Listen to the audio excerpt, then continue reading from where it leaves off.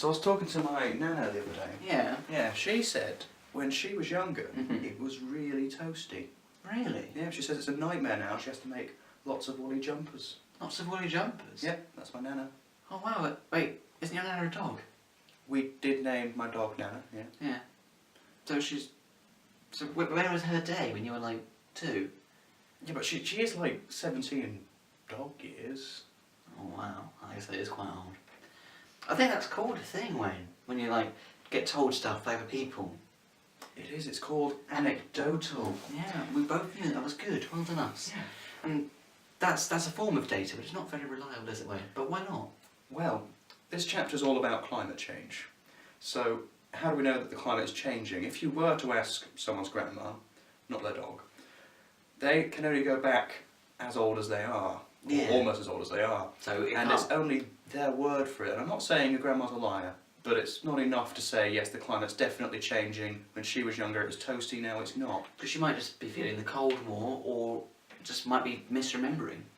And that's only a short period of how long the Earth's been here and climate change. Really, in the life of the planet, it's like a blink, so you need something that's a bit longer. And we have a few things. We have several. We could just use, first one is temperature records. So we've been keeping those in England since about 1640, in other places nearly as long, but some places not at all. So that's not really as accurate as you need to be. Yeah, so these are quite simply every year, every day, someone somewhere, some climatologist or something, would have been noting the temperature. They'll go, feels like 17 today. So in England we could somewhat say that it's been increasing or decreasing because it goes back to 16 something. That's still not quite far enough, and there could be mistakes such as their recording equipment for temperature. Might not have been as good in 1640 as it is now. America started 1780, so for them you can't say it back as far, and as Triv said, some countries no record at all. Records can go missing. Yeah, there's all these problems. We can't just rely on these records. So we have big piles of peat. Peat bogs are found in Ireland somewhere and northern Britain. And lots of places in general, but basically nothing decays in them. Because they're so acidic and strange. Yeah. Stuff like pollen is particularly good. It's just preserved, essentially. Whereas perfectly. And that's quite a good indicator for temperature, because, say, palm trees don't grow in the Arctic. They don't. And pollen, in particular, it's easy to identify between different plants. Yeah, they're very, very different.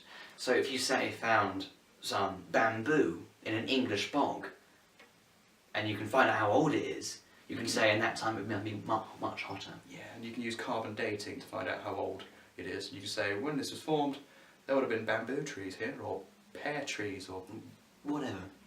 Or even cooler trees. I don't know, even cooler trees than what we have here are. I don't know, some of the trees in the very northern tips of Canada probably only grow in cold areas. Yeah, so maybe some of those, but it's a good indication, but not a brilliant indication.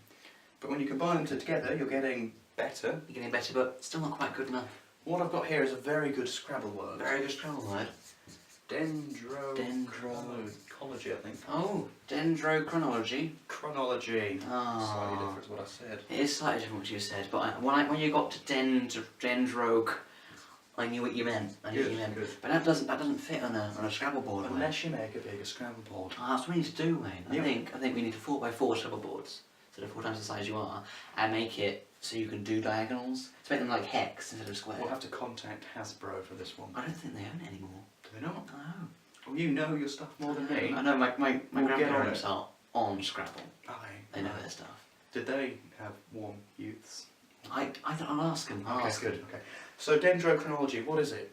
Well, it's using trees, but specifically the rings in trees. So if you cut a tree, however, this is where it's a bit more awkward, you have to chop them, and you look in the cross section, you have a circle. You've probably heard the rumours that for every ring in there is how old the tree is.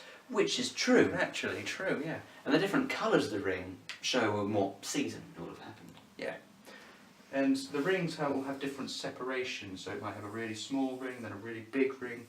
And this is xylem fossils, year in, year out, they make new ones, so that's why they get the rings. And thicker ones are going to be growing much quicker, say spring or something. Yep.